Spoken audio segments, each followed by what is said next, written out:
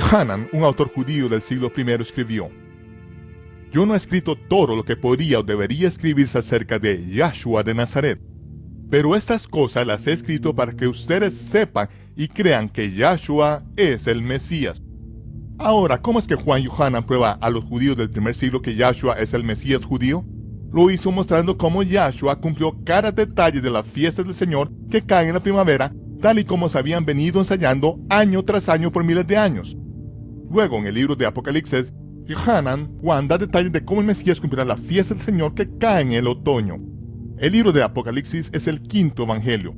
Evangelio significa buenas nuevas, buenas noticias para los que aman el retorno del Mesías, pero muy malas noticias para los ateos que piensan que la Biblia es un cuento de hadas y para el cristiano casual que vive como si lo fuera. Soy Michael Root. Prepárese para un rudo despertar.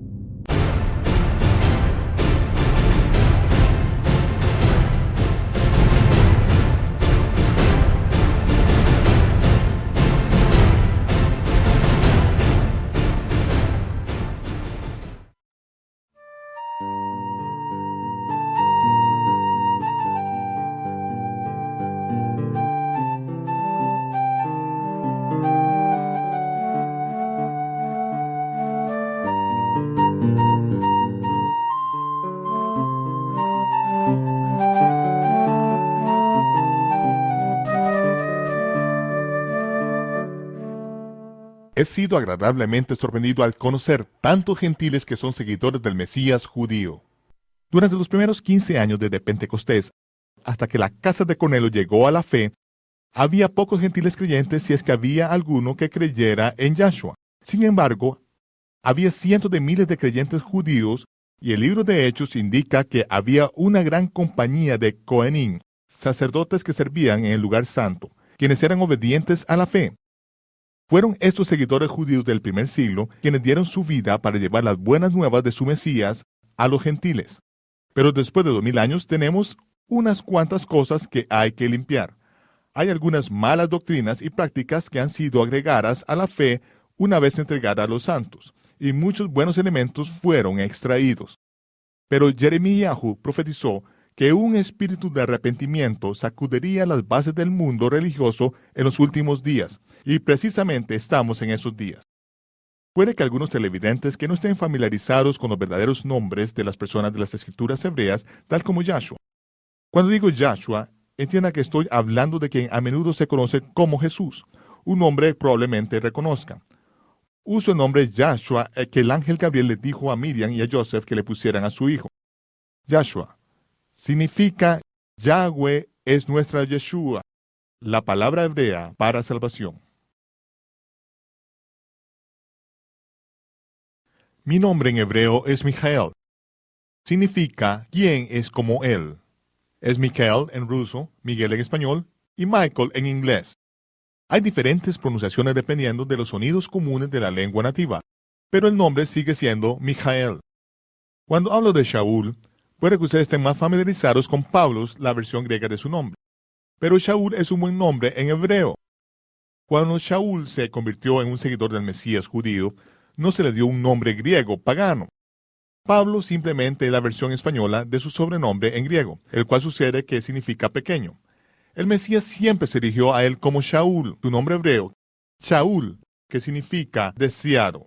De modo que siéntese cómodo con Shaul, porque él tiene algunas cosas muy deseables que enseñarnos.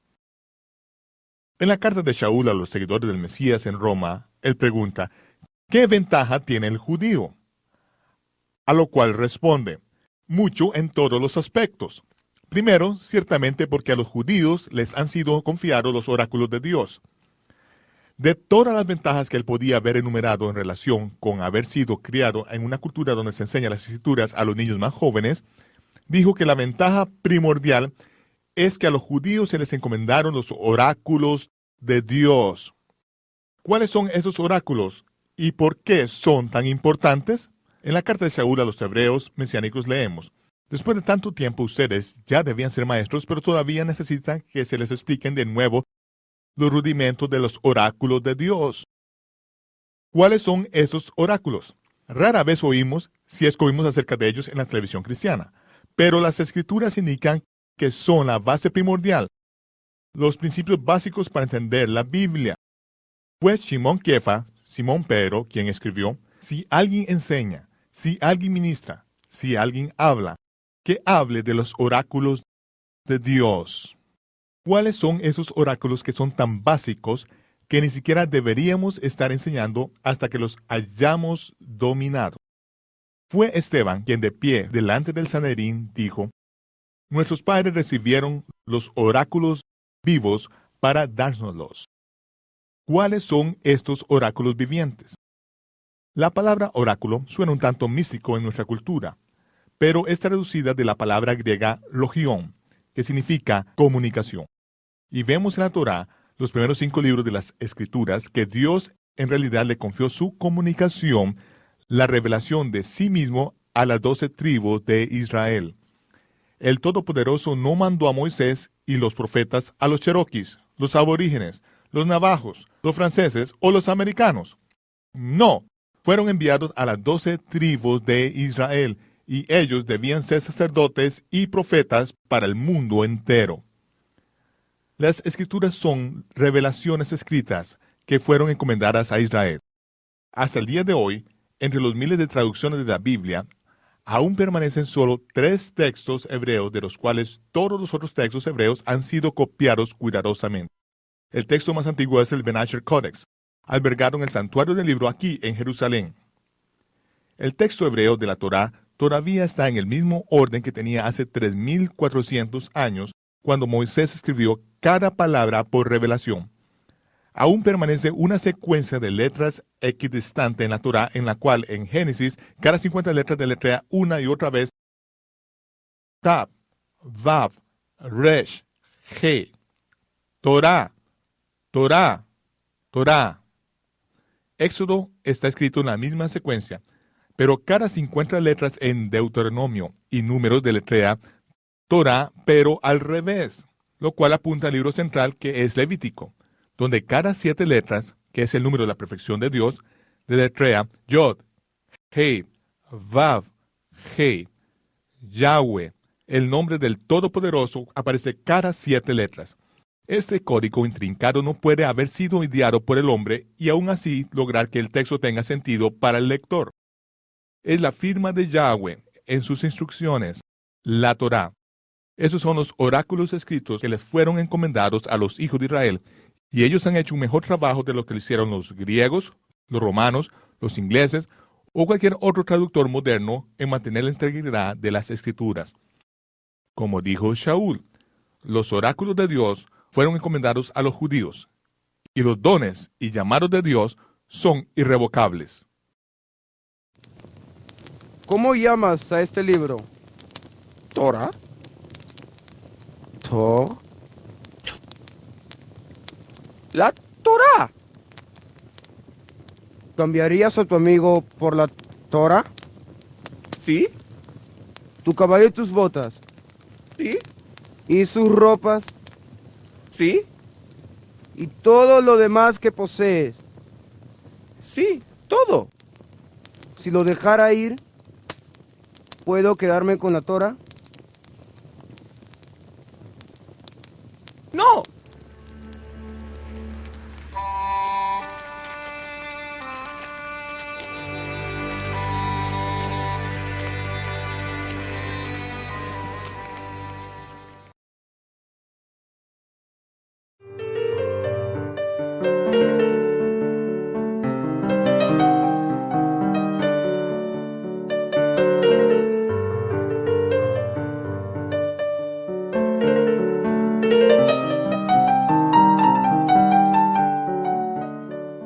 En la segunda carta de Shaul a Timoteo, él escribe: desde niño has conocido las Escrituras que te hacen sabio para salvación. Disculpen esta ruda interrupción, pero cuando Shaul escribió esto a Timoteo acerca de las Sagradas Escrituras que le enseñan a uno el camino hacia la salvación, no se estaba refiriendo a Mateo, Marco, Lucas, Juan, Hechos, Romanos o Primera de Tesalonicenses. No, ni siquiera existían. Lo que existía era la Torá, los 5 libros de Moisés, los Neevim, los profetas, y los Ketuvim, los otros escritos, comúnmente conocidos por el acrónimo hebreo Tanakh. La Torá es la base de las escrituras hebreas. Torá significa las instrucciones o las direcciones, por lo general mal traducidas como la ley. Saúl reconoció a Timoteo que le enseñaba la Torá desde la niñez. Cuando se levantaba por la mañana, se le enseñaba la Torá. Cuando se sentaba a la mesa, se le enseñaba la Torá. Conforme caminaba y cuando se acostaba cada noche, se le enseñaba la Torá y la memorizó. Saúl continúa: toda la escritura es dada por inspiración de Dios y es útil para doctrina, para reprender, para corregir, para instruir en justicia. ¿De cuáles escrituras habla? De la Torá. Eso no implica que las escrituras del Nuevo Testamento no fueron dadas por inspiración. Solo digo que para cuando Saúl escribió esta carta a Timoteo, sus cartas dirigidas a la iglesia esparcidas en toda Asia no eran consideradas escritura, y los evangelios ni siquiera habían sido escritos. La Torá, junto con los profetas y los otros escritos, eran la base para los creyentes mesiánicos judíos del siglo I. Todos estudiaban y entendían la Torá. Esos son los santos que caminaron con el poder del Espíritu Santo, hicieron señales, milagros y prodigios que nunca han sido duplicados en los trajes domingueros de la cristiandad moderna.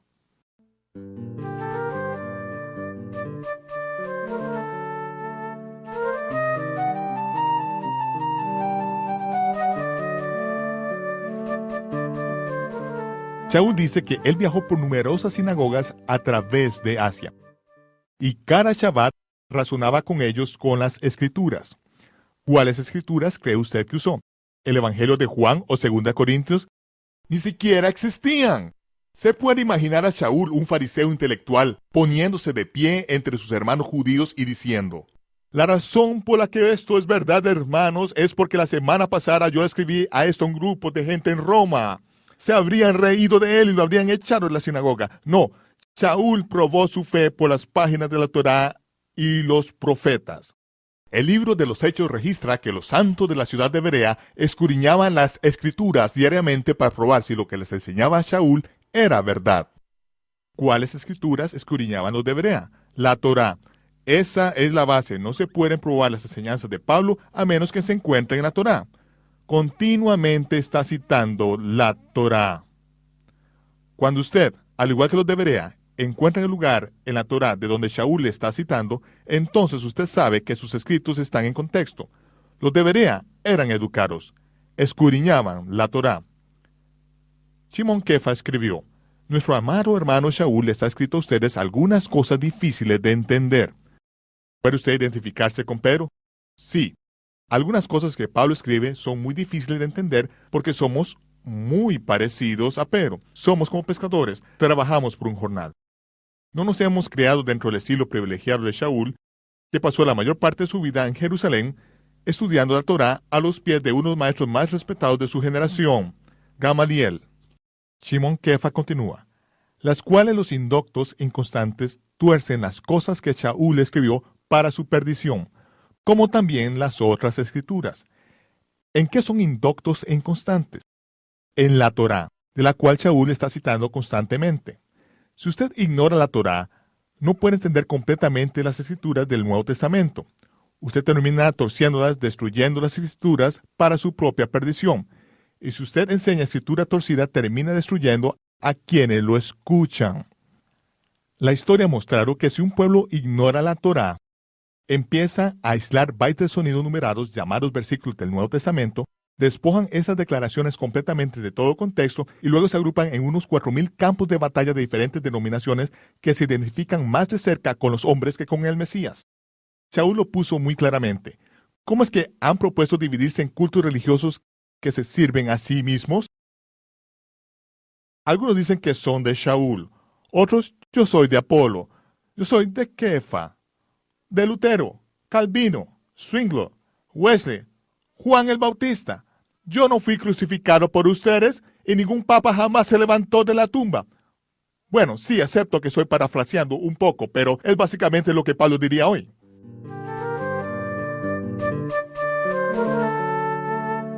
Kefa continúa con su advertencia: guardaos, no sea que arrastrados por el error de los inicuos, caigas de vuestra firmeza. Explicación rudimentaria. Las palabras malvado y torcido vienen de la misma raíz que se refiere a torcer una candela. Cuando usted tuerce las escrituras alrededor de su propia agenda e intenta manipular a otros implicando que su esquema personal es la voluntad de Dios, usted está haciendo que la Biblia llama hechicería, como obra de la carne. Esta es gran maldad. ¿Cuál es el error de los malvados? Así como dijo el Mesías, ustedes yerran por no tener conocimiento de las Escrituras. ¿De cuáles Escrituras habla el Mesías? Correcto, de la Torá, los oráculos escritos que nos hacen sabios para salvación. Al final del libro de los Hechos, Shaul exclama, hombres y hermanos, yo soy fariseo, hijo de fariseo. Él no se avergonzaba de su crianza. Los fariseos eran ultraconservadores. Tanto Nicodemo como Joseph de Arimatea, discípulos dedicados de Yahshua, también eran fariseos. Como fariseo, Shaul fue enseñado según la manera más estricta de la Torá. Para cuando Shaul tenía 20 años de edad, tenía que saberse de memoria, palabra por palabra, toda la Torá, desde Bereshit hasta Devarim. Ese era el requisito básico para estudiar a los pies de Gamaliel. Pero Shaul dijo que él era más celoso por la Torá que cualquiera de sus compañeros. Era uno de los hombres más inteligentes de su generación. Esa es la razón de por qué Kefa dice que los escritos de Shaul eran difíciles y podían entenderse con exactitud solo dentro del contexto de la Torá, los oráculos escritos de Yahweh.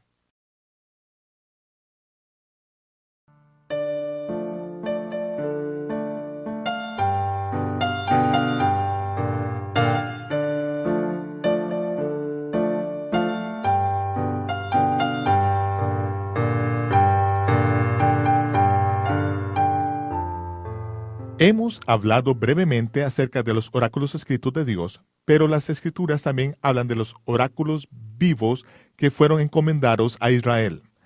Esta es la comunicación que debe ser vivida generación tras generación en la tierra de Israel.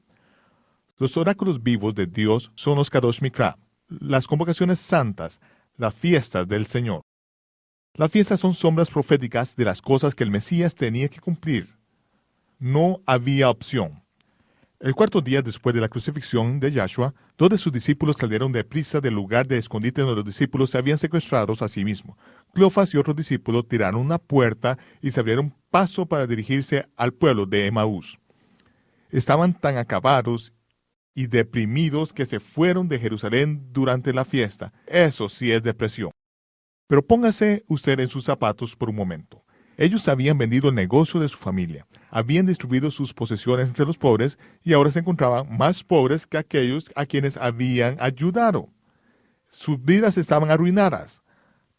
Por algún tiempo habían creído que realmente Yahshua era el Mesías prometido, pero ahora parecía que habían sido engañados por un falso Mesías que había muerto y los había dejado sin un centavo y sin esperanza.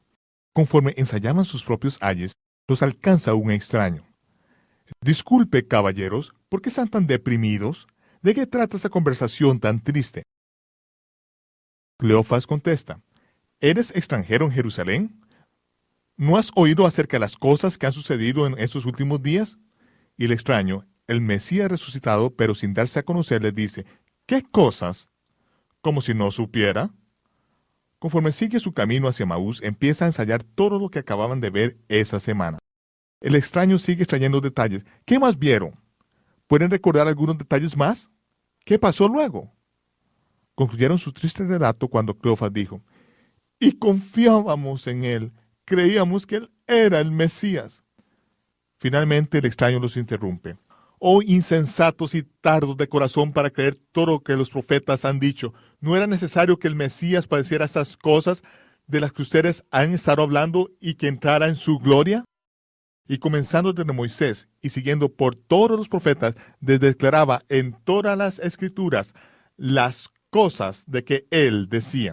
Les declaró exactamente en cada detalle las cosas que acababan de enumerar, kilómetro por kilómetro conforme caminaban. Les mostró en las escrituras que el Mesías tenía que cumplir cada detalle de las fiestas del Señor durante la primavera. Tenía que cumplir el papel del Mesías como Ben Yosef, sufrido que haría un sacrificio expiatorio por los pecados de la humanidad. Le mostró que el sacrificio de la Pascua, que había sido presagiado cuando Abraham estuvo dispuesto a ofrecer a su hijo Isaac en el monte Moriah, se había cumplido en lo que acababan de presenciar la semana que recién pasaba en Jerusalén. Sintieron escalofríos, necesitaban escuchar más.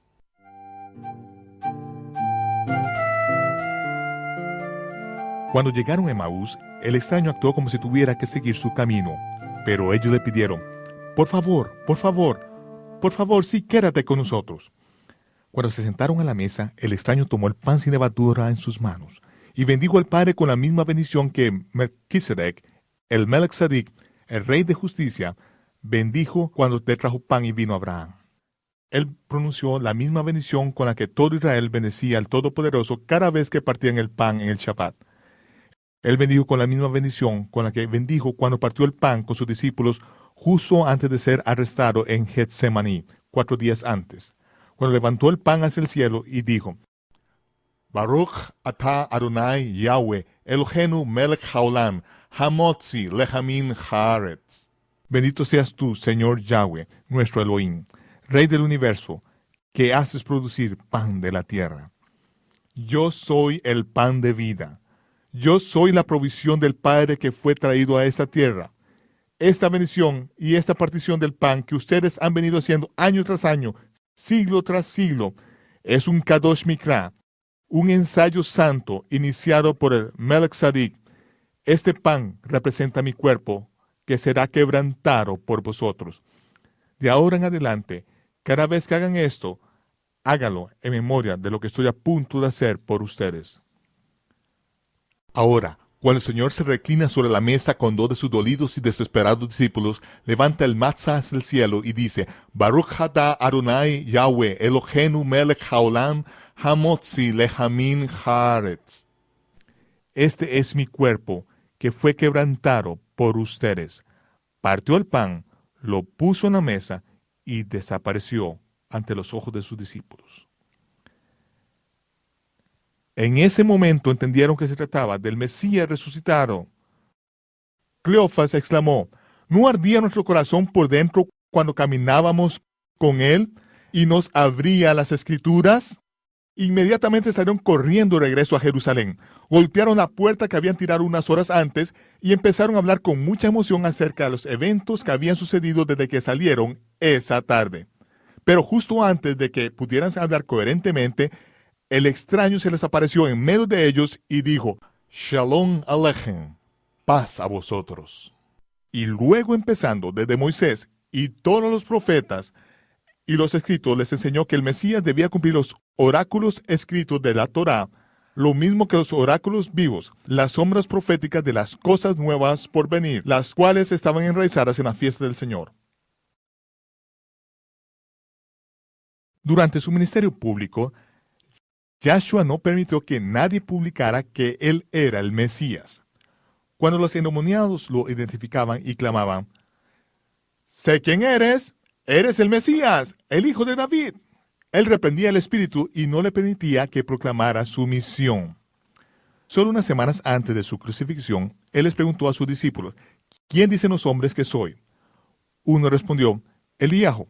Otro, «Yohanan ben Zacarías Jacob, tu primo, Juan el Bautista». «¿Pero quién dicen ustedes que soy yo?».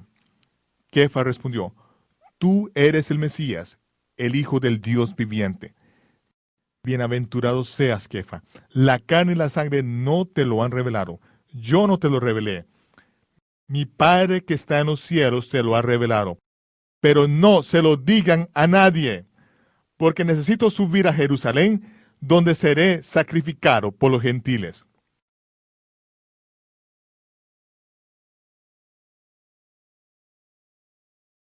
La primera venida del Mesías fue una misión encubierta. ¿Por qué? Shaul observa que si Satanás hubiera entendido que la muerte del Mesías iba a ser el cumplimiento del sacrificio de la Pascua, nunca habría crucificado el Señor de la gloria. Si los líderes religiosos de Israel hubieran sabido que el plan real de redención estaba detallado en la fiesta del Señor durante la primavera, entonces Satanás hubiera podido reconocer el plan y habría estropeado la estrategia de Dios. La ignorancia de Satán y del sistema religioso obligaron a Satanás a lograr precisamente lo que él esperaba destruir. Pero ahora, después de su resurrección, el propio Mesías proclama su victoria. Anuncia sus logros y luego abre el entendimiento de sus discípulos.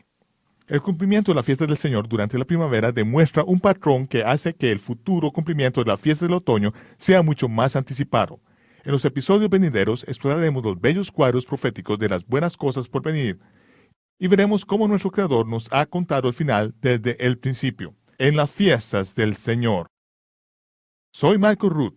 Sintonícenos la próxima vez para un rudo despertar. Nos vemos cuando se despeje el humo.